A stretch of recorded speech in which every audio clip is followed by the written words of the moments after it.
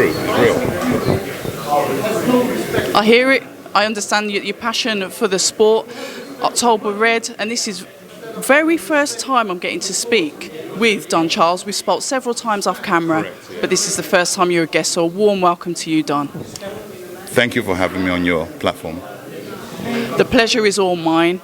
A passionate trainer, somebody that, like you quite rightly said, speaks from the heart.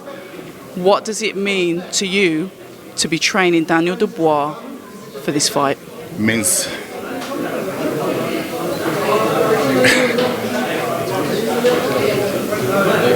everything. You've done it. Sorry. No one's asked me that. Okay. I understand. The thing is, I think what we need to get across to people is how you feel about boxing. People don't understand that you've turned your home into a gym. The gym is packed full of life. There are lots of people in there, and you're a trainer who really cares about the sport. And I think that is it, really. Yeah. I can't elaborate. My voice is gone. I can't. Yeah, seriously, you've triggered it out. So it's. I didn't mean to. Yeah, I'm sorry. It's not planned because there's so much pain, so much anger. Yeah, I'm not an aggressive man by nature. So there's so much people. This is beyond fighting. This is. I know people that go to your gym. I know how welcoming you are and how you are with your fighters. Talk to me a little bit about Daniel, how you're developing him. What is he like in the gym? I'll just use one word because I normally have many special. What is he like with his listening? Is he a sponge? Does he pick things up? I'm trying to lead you down a path here, but your words. Basically, you said it all for me. He's an astute student of the sport. His ability to take information is immaculate. And I feel blessed to be working with him. We saw a different Daniel at the top table, a Daniel that was more out of his shell. Never seen him like that before. The impact is changing, his maturity.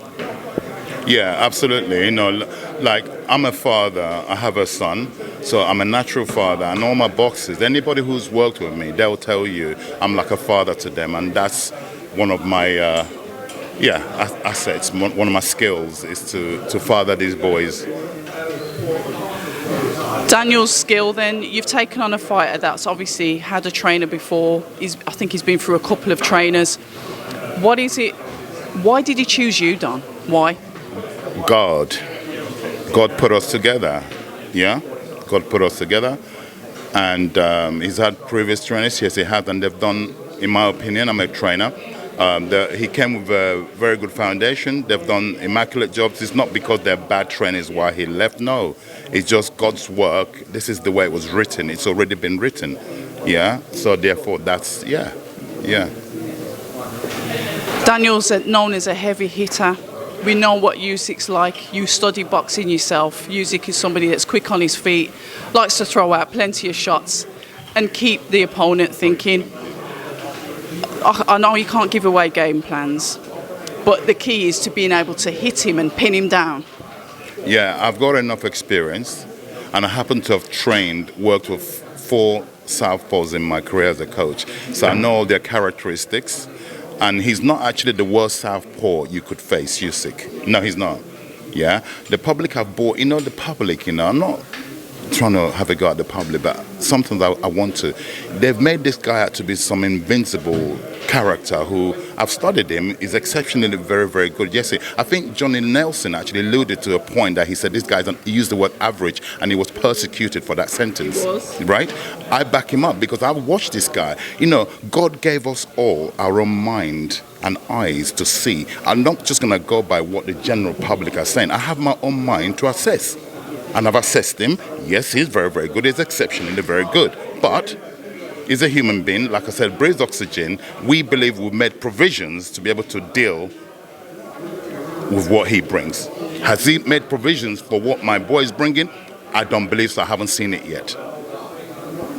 Do we think that this fight goes the distance, Don? No, it can't. It can't.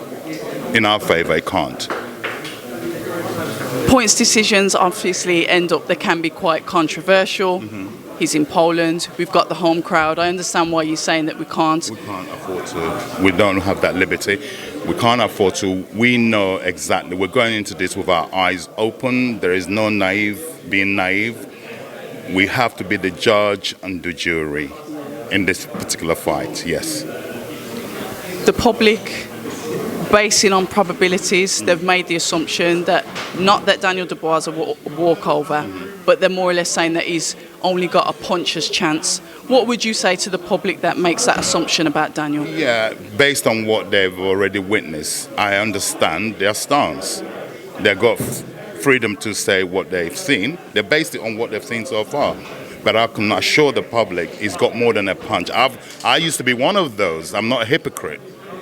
When I wasn't working, I was one of those. But we've tuned into certain parts, components that's been dormant. I've managed to, with my experience, to open those components, to fuse with that punching power. So the Dubois that they've been preparing for, the Usyk, they can only prepare for the Dubois they've already seen. So they're going to get quite a shocking surprise themselves. And my boys out there to shock the world. We, plural, are out to shock the world. This happens every now and again. Something special happens in boxing. If you remember, there's a ragamuffin man called Lloyd Honeyghan. Yes. He went over to America. Donald Curry at the time was like the next big thing. He was brutalizing everybody. The ragamuffin tore the script up. And things like that do happen in boxing, and you're about to witness it again on the 26th of August in Poland. We see that same energy coming from Frank. Frank has always been very passionate about Daniel. Like, I don't know, it's almost like, I don't know, it's like he's an adopted son. Sure. Frank really has that belief in his fighter as well. So the three of you working together, talk to us about that relationship. Well, Frank, like, I brought me into the game, you know, because, yes, he did. Derek Chisora, I trained him from him being ABA champions to his professional debut. So therefore, Frank could have got rid of me when he invested into Derek Chisora. He didn't. He gave me a chance. I was a nobody as a coach. I hadn't trained nobody prior to Derek. So Frank stuck with me then, and I came correct. We haven't won a world title, but we won everything else. So yeah, Frank is my guy, and he's knowledgeable enough. That's why the confidence you hear Frank speaking, because he's seen it all before. He can sussify. Yeah, Frank can sussify, and that's why you can hear him sounding very, like that. When you say that this fight means everything to you, obviously the belts are on the line, except for the green and gold, and we won't get into that conversation. These belts are on the line. What do you think it will mean to Daniel? And I know it sounds like an obvious question. If Daniel comes through this and he wins that fight, that young, shy man that we see up there that's starting to come out of himself, what do you think that would do to develop him as a fighter? Like his mindset as well? Wow, what would that do? There's a lot of things it will do for him, yeah, in his maturity. He's become a man now, okay, he's more confident. And yeah, God, I couldn't even start to, the list is endless, what it would do to, and it will reverberate all through the camp. Myself, the whole family, his father. This man has put so much work into those children, okay? It will be a payback to what that man has done over the years, right, for his children. And yeah, from God, a payback from God. And for myself, 20 years I've been trying to win a world title as a coach. That's the only thing that's eluded me. And I think the way we've been put together now, this is God's work, how God wanted it.